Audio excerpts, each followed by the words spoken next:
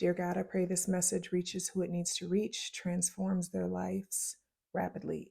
Hola, welcome to the Yes God Wellness channel, where we explore the path of least resistance, baby, and we shift from breakdown to breakthrough. I am back again to remind you that you are and I am the creator. We are always creating our experience of life's experiences.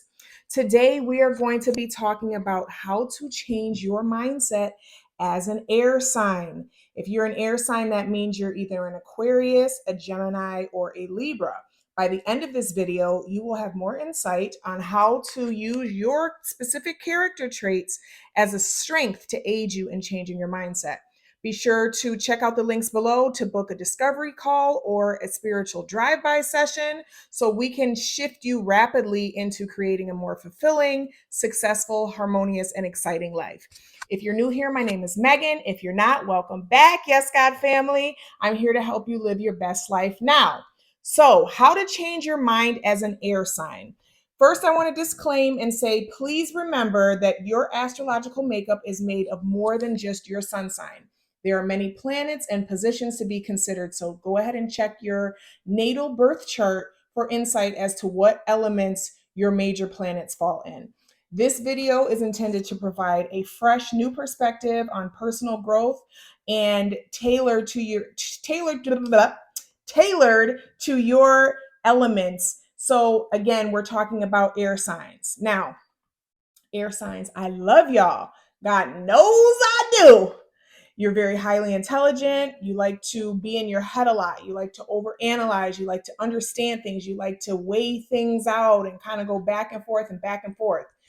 The issue with intentionally creating your reality and transforming your mindset is that you can actually get stuck in your head, because there is a difference between understanding something fundamentally and then actually implementing it.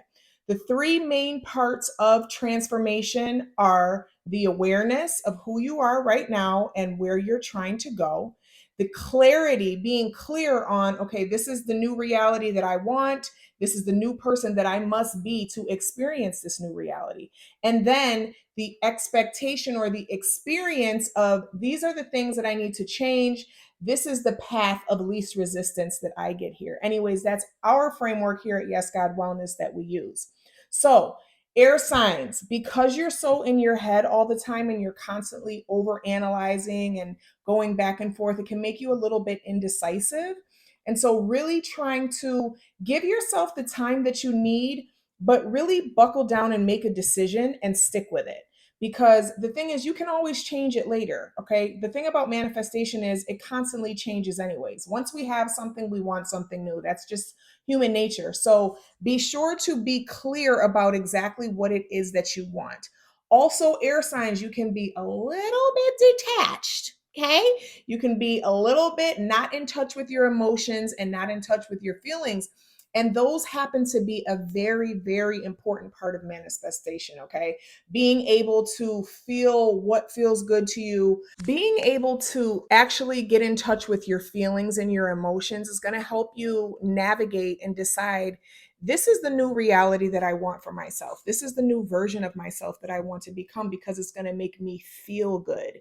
Feeling and thinking are two different things, and it's important to be more in tune with your emotions and more in tune with your feelings when you're deciding what the next best version of yourself is. Now, my dear air signs, you can also be just a little bit superficial and detached. And so it's important to really, again, get in touch with those feelings, really feel your way into what feels best for you, not just what you think is best for you, or even what you think other people will think is best for you. Let's be honest, if you know an air sign and you love an air sign, which I do, they can tend to be a little bit delusional at times, which is actually a wonderful thing for intentionally creating your reality and shifting your mindset, because intentional manifestation requires you to hone in on a vision, hone in on a reality, and ignore everything else, even if it's staring you right in the face.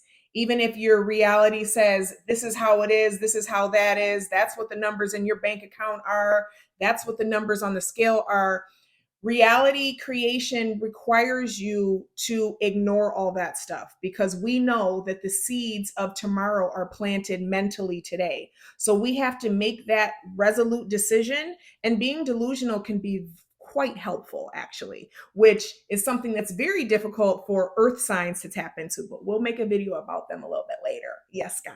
I want to go ahead and recommend something that has worked very, very well for my clients. Now, when I do coaching, it's not just based on your astrology. We look at your childhood, we do a deep dive into all of the subconscious programs that were installed on your operating system of your heart when you were a child. We do want to explore who you are as a person holistically so that we can understand what the path of least resistance is for you.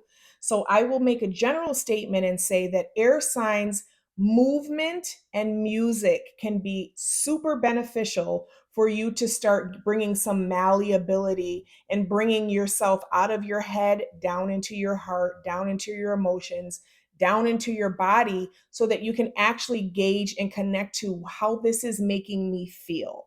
Not how my overanalyzing and how my overthinking and how my indecisiveness is making me feel, because those things can cause anxiety and stress. We want to bring that down into the body, turn some good tunes on, get some movement going, whether you're dancing. I love to dance and I actually recommend dancing.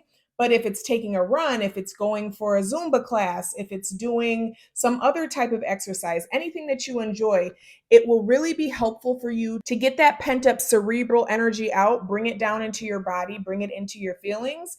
And then immediately after that, while you're in that zone and you're in that space, to hone in and say, when I think about the next best version of me, what feels good? Utilize the time right after you've done some movement, right when you're in your body and you're into your nervous system, to really identify what feels good for me when I think about it.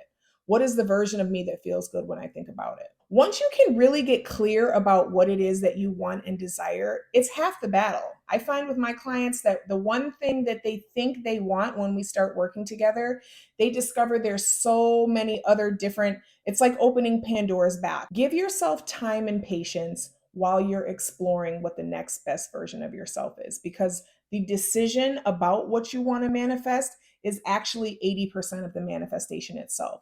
A lot of times we go back and forth and we waver and we allow other things to come in and influence our decision. And that is what delays our manifestation from happening, because we don't stick with what feels good to us. So again, I would love to chat with you. If you'd like to schedule a spiritual drive-by, if you'd like to do a discovery call to see if it makes sense for us to work together on a more long-term basis for coaching, check out my links below. If you have any questions, if you agree, if you disagree, let me know below. Yes, God. I hope you're having an amazing, wonderful day, and I will talk to you in the next video. Yes, God. Bye.